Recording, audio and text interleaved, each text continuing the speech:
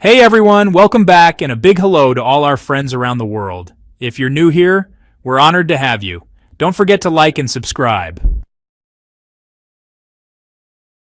Nearly 3,000 people had to be fully evacuated. The Sakura hospital in Beersheba was hit by a missile, causing major damage. Pictures of civilian buildings destroyed by Iranian rockets have been widely shared online.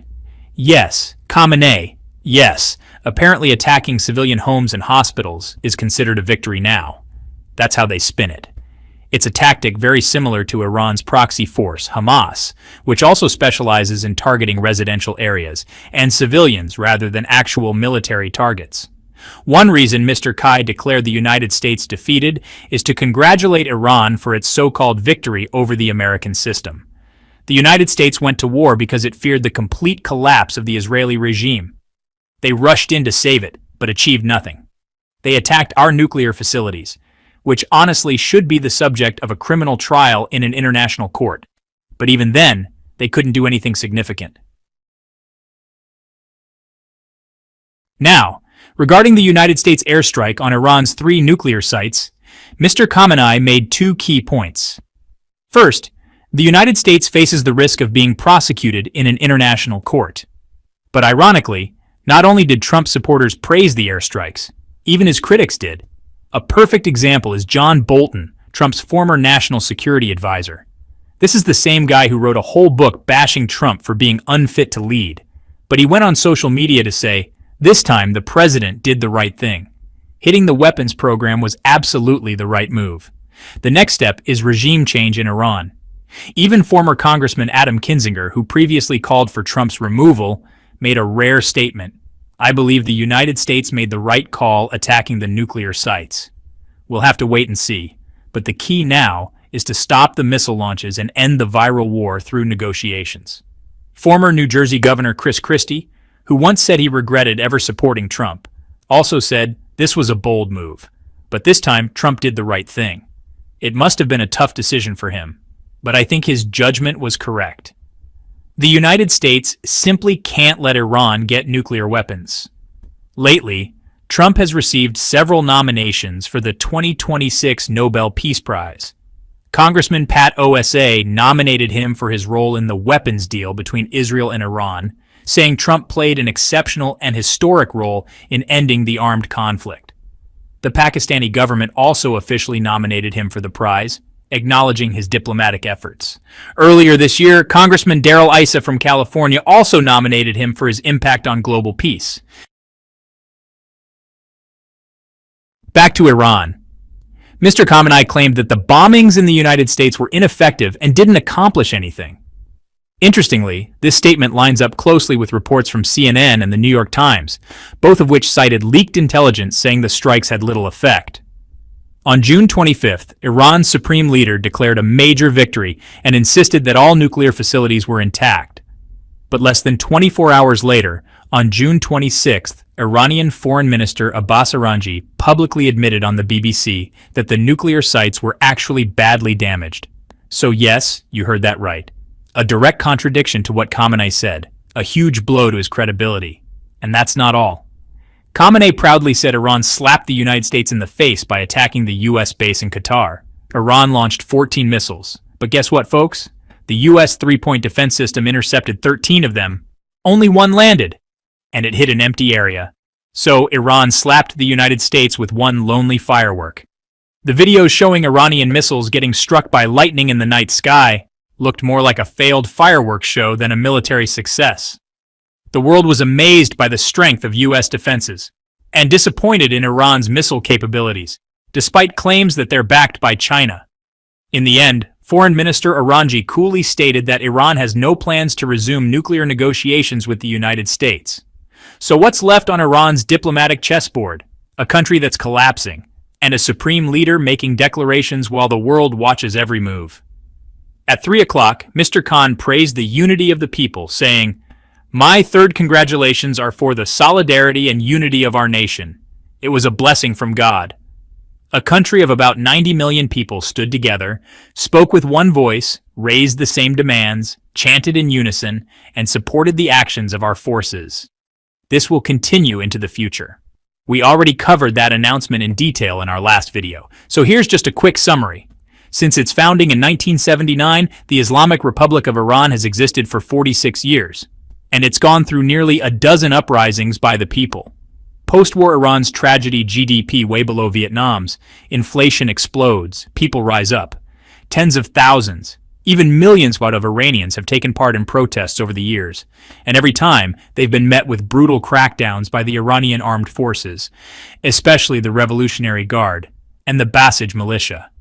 Interestingly, one of the reasons the Israeli strikes were successful was because of many Iranians who opposed their theocratic government. Some of them even worked as spies for Israel. Then Mr. Khamenei went on to declare that Iran will never surrender to the United States. He claimed that for a great nation like Iran, with its rich cultural history and strong national spirit, the idea of surrender is laughable to anyone who truly understands the Iranian people. He insisted the Iranian people had achieved victory and would continue to win. We already discussed this in depth in a previous video, so let's just quickly summarize here. Iran and Israel agreed to a ceasefire brokered by President Trump. Iran stopped firing first, and 12 hours later, Israel followed suit. But when one side agrees to stop shooting first and allows its enemy to continue attacking for another 12 hours, especially when critical targets are hit, that's basically an unconditional surrender. And about Khamenei's proud reference to Iran as a great nation with a rich cultural history and steady national will? Yes, Iran is a great nation with a history going back over 2,500 years. It's one of the oldest civilizations in the world. But that greatness came from earlier eras, not from the current Islamic Republic. Take the Achaemenid Empire, from 550 to 330 BCE, for example. Under Cyrus the Great and Darius I, Iran was a superpower stretching from India to Eastern Europe and Egypt. It was not only vast, but also famous for its tolerance, its smart administration, and for laying the groundwork for Eurasian culture and thought. Then came the Parthian era, from 247 BCE to 224 CE, where Iran played a massive military role and also became a vital trade hub along the Silk Road, the true gatekeeper between East and West, even facing off with the Romans. The Sassanid period from 224 to 651 CE marked a cultural and religious high point before the Islamic conquest.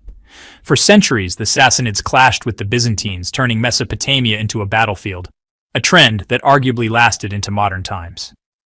In the Pahlavi dynasty from 1925 to 1979, Shah Mohammad Reza Pahlavi turned Iran into a modern industrial regional power with a strong military.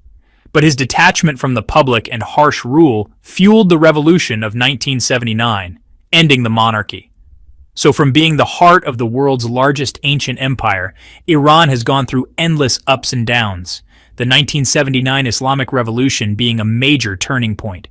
Despite its oil wealth, Iran's economy has been wrecked by decades of sanctions, especially since it began pursuing nuclear weapons and threatening Israel in hopes of dominating the Middle East. At one point, Iran had the second largest economy in the Middle East and North Africa, just after Turkey, and even outpaced Egypt, Israel, and Saudi Arabia. Back in 1979, it ranked 29th globally. Now, it's dropped way down. Even Vietnam, a country with far fewer natural resources, now has a higher GDP per capita than Iran.